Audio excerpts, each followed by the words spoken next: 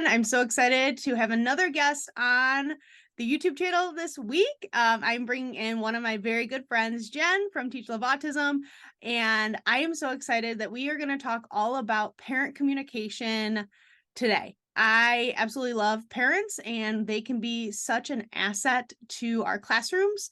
But before I get into it, I'm going to let Jenn go ahead and introduce herself and give us a little bit about her experiences. Absolutely. Well, first off, thank you for having me, Heather. I'm very excited to be here, but telling you a little bit about myself. So I am in my 15th year of teaching. I have a mixture of a background, regular education for a few years, went back up my master's in special ed, then kind of found my little niche, teaching self-contained special education. And then probably about 3-4 months ago, I received the opportunity to become a special education instructional coach working with self-contained teachers. So that's the current role that I'm in right now. So I'm not right in the classroom, but I'm supporting those teachers in their own classrooms. Totally. And I'm in the same boat as you. I'm supporting the teachers in the classrooms, not necessarily there all the time, but I get to see the taste and feel of what's going on, and parent communication and parents can be such a big part of all of the things that we need to do in a day. So, absolutely. But what energizes you about education or special education in general? Well, I always love the small wins, right? Especially when they're kind of long overdue. So, you have a student and, you want them to progress in something and it just seems like it takes forever. And even though in those moments before it happens, it can be very frustrating because you feel like you've tried everything that you possibly could. You're doing all these strategies, you're trying to be consistent. The one thing that always energizes me is seeing that one student make that breakthrough and be able to complete a task or communicate for the first time or follow a direction that was more difficult for them prior, and kind of seeing that progression and growth, whether it takes a long time or it happens right away. Yeah, that's awesome. I agree. I think that is one of the moments that keep us coming back, is all of that, I got it now, I understand, or I'm totally gonna do this all the time now. So yeah, those are really cool moments. So let's start with a pretty basic question. Why is the parent communication so important for teachers? Well, I think it's important for any type of classroom, but special education specifically, they're a member of the IEP team. So anybody in that team, you need to be communicating with. Yeah.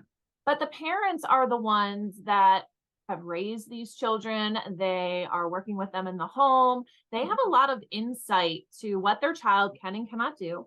They have a lot of insight to maybe behaviors. They have a lot of insight into just what happened that day before they entered your classroom. So I just see them as this valuable, ton of information that, if you build that relationship right with the parent, is going to benefit you in the long run. So communicating with that parent can almost be like the perfect relationship to help you succeed with that student in the classroom and kind of get those big wins that we were talking about, energizing us in the classroom. Yeah, I totally agree. And it's those small things of well, this morning they didn't want breakfast, so now they've gotten to school and they're really hungry. And so now this is why we're seeing that the student seems a little bit off. Like that parent input would have been so helpful to know. Because there's been so many times that I've seen it as well, where the kid has come in, they're a little frazzled, they seem off, and then I finally get in contact with the family and they say, oh, well, we were running really late this morning, so we just kind of shove them out the door. And I was like, okay, that makes sense. Now I can help reset their morning for them. But without that communication, I would have just been guessing all day of maybe they're hungry, maybe they didn't sleep well. I don't know. So yeah, totally. That collaboration piece between parents and teachers is so huge. So, as we're in the summer here and we want to start thinking about next school year, what are the 3 things that you do each year or that you've done in the past that you do to ensure that parents really feel that they are valued, heard, understood, and that they can really trust you?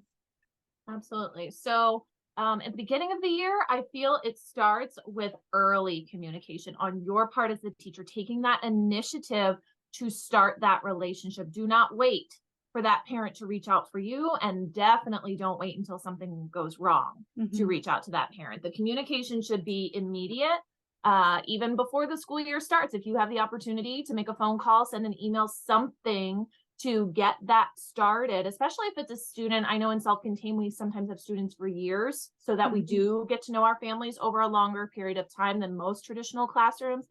But if they're new to you, you know, and different grade levels can be different too. A lot of my experience came from middle school, so there was a lot of years of information Mhm. that I, you know, benefited from knowing when I kept that communication open with families. I could find out what happened to them their first couple of years in education. Was it a positive experience? Was it a Mhm. negative experience?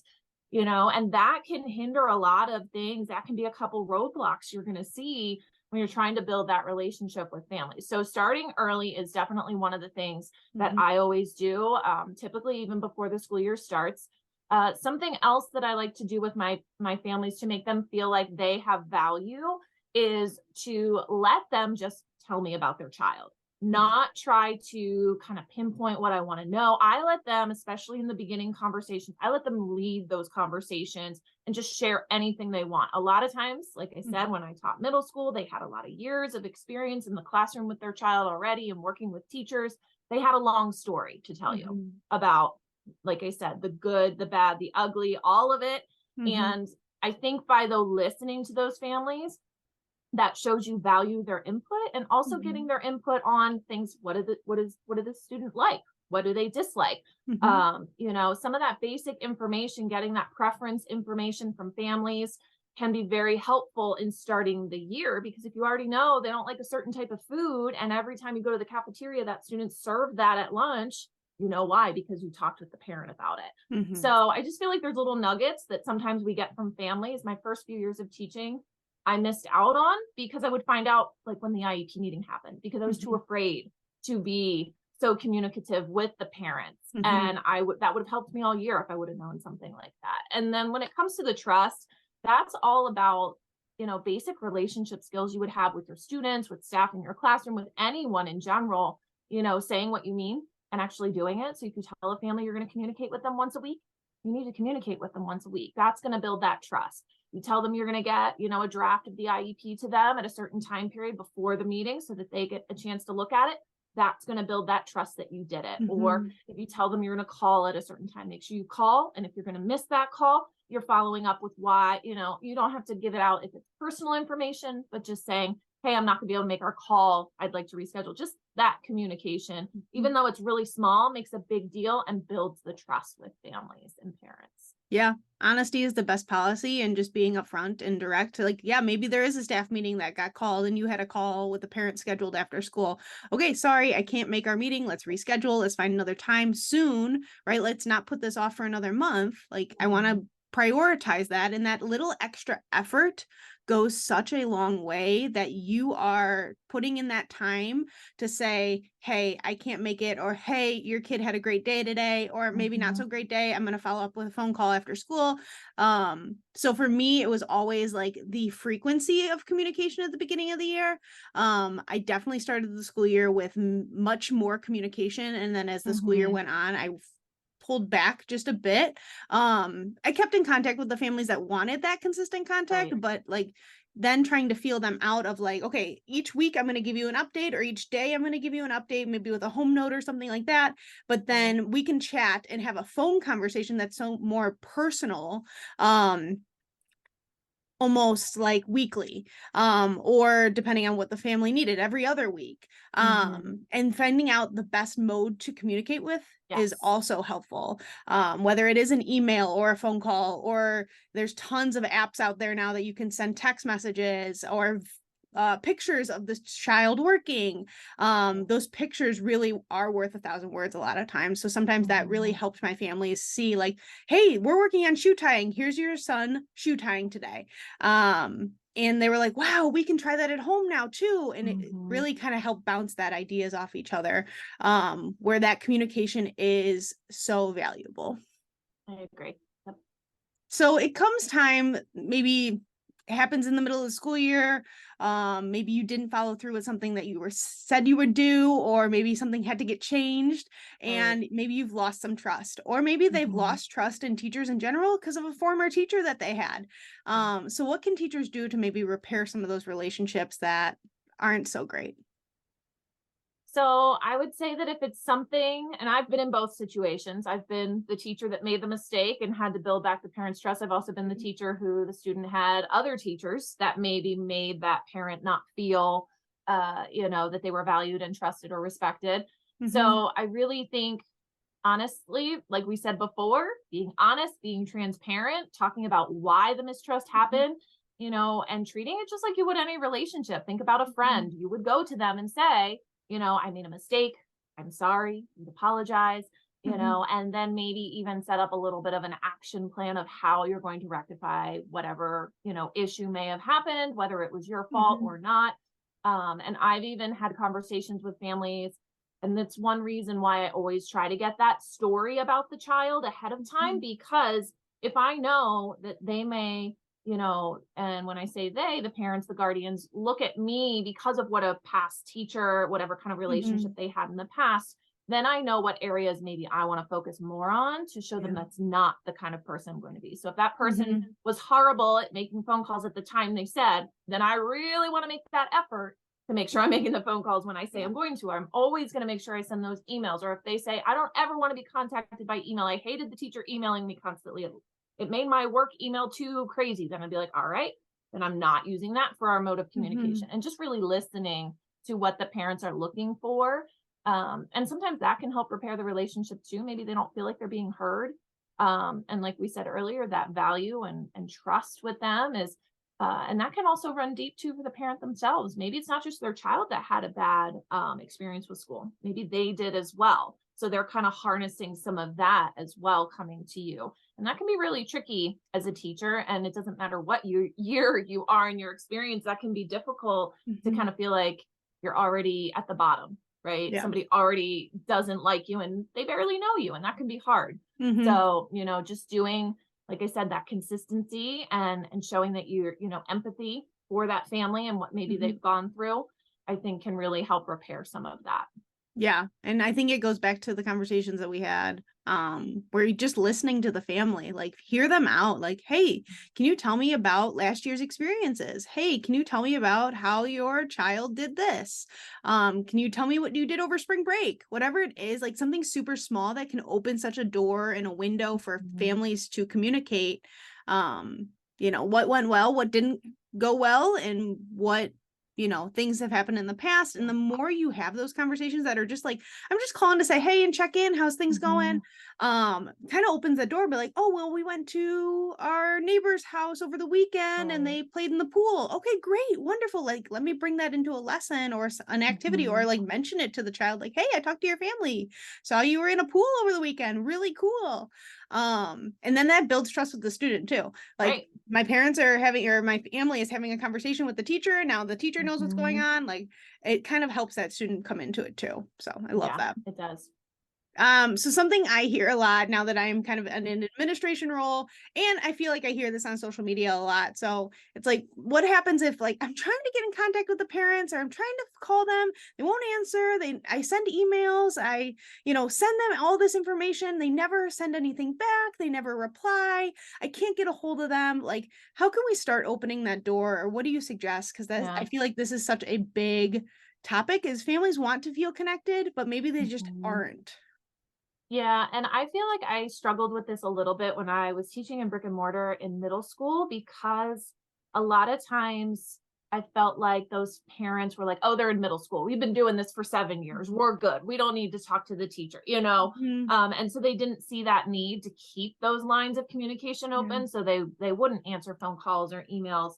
And so my biggest thing though is, one, I think as a professional, as an educator, it's our job to communicate whether it's reciprocal or not, right? So I should be making that effort. I don't just call once and say, "Oh, they didn't answer," and never try calling them again the rest of Mhm. the school year.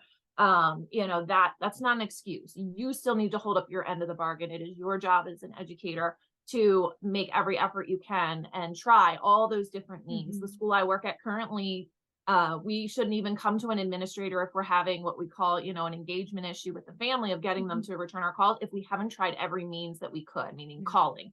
emailing, text messages, whatever Mhm. means are available. We can't even bring that concern to an administrator without showing we've done it multiple ways, multiple times, even different times of day, showing Mhm. we've tried in the morning, in the evening, in the middle of Mhm. the day, at lunchtime.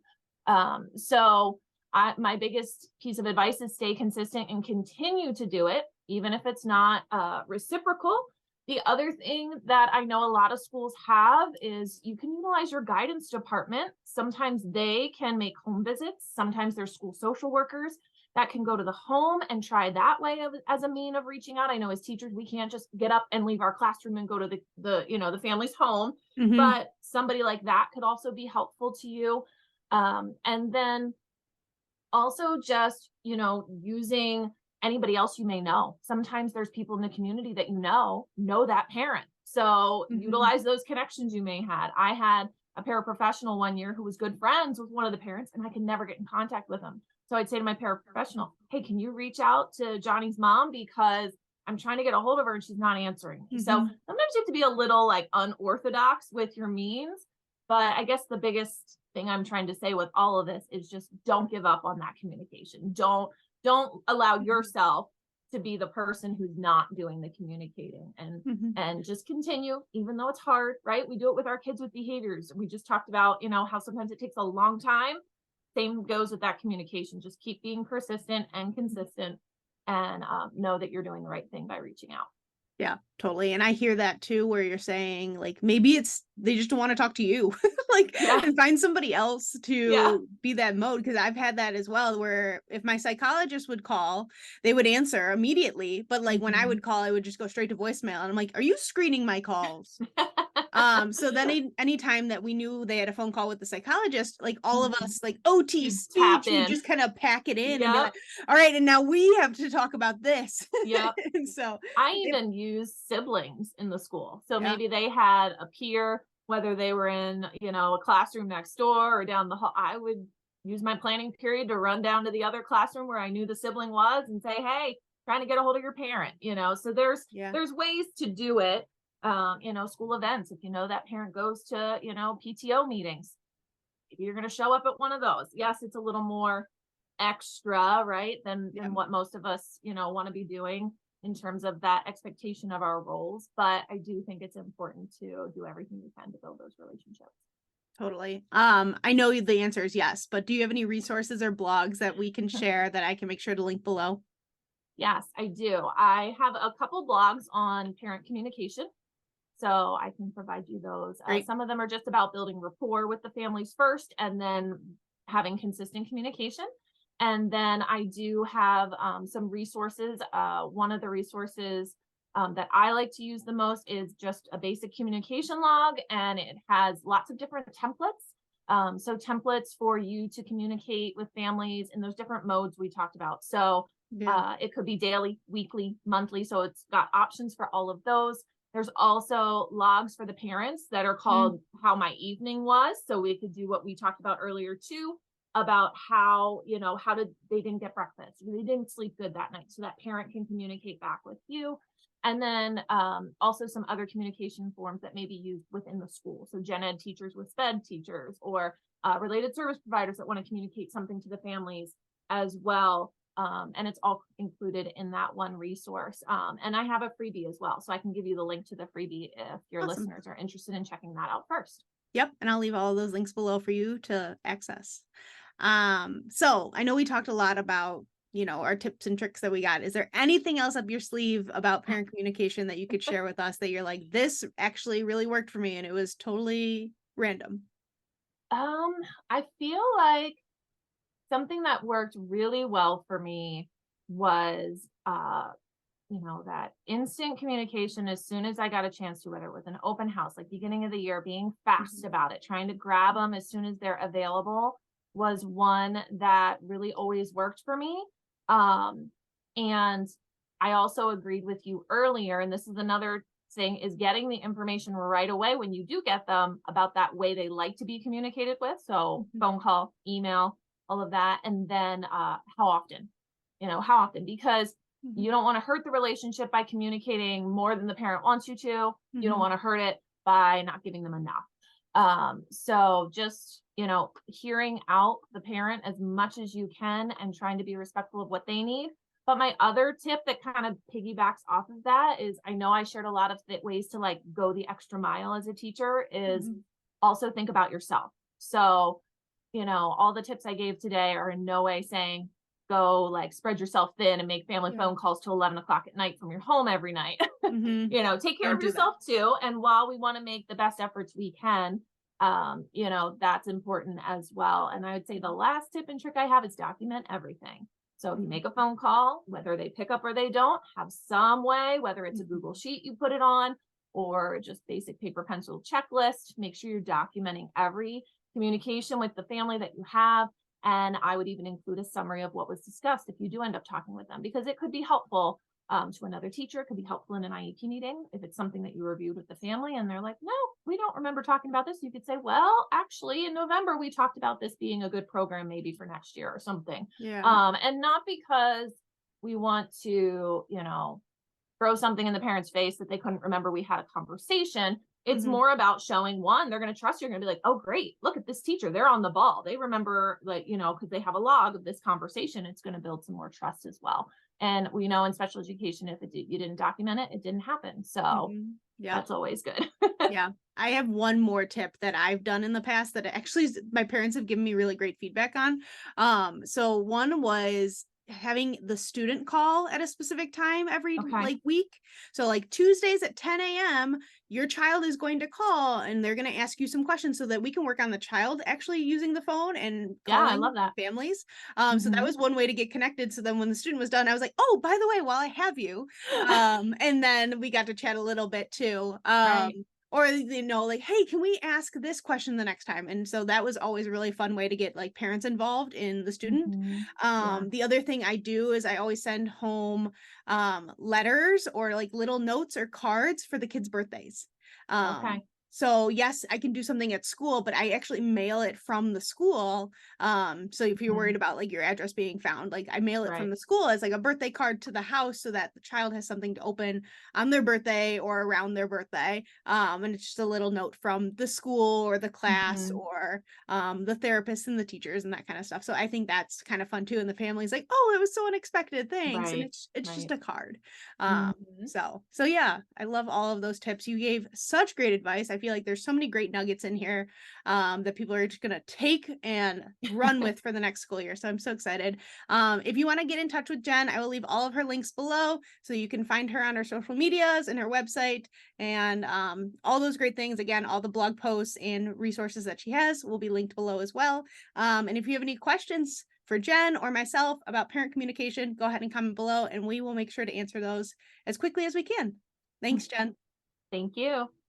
Thank you for watching today's video. If you're new here, make sure to click that like and subscribe button. It would mean so much to me. Click the bell to get notifications for when new videos get released or I go live. As always, leave a comment if you have any questions.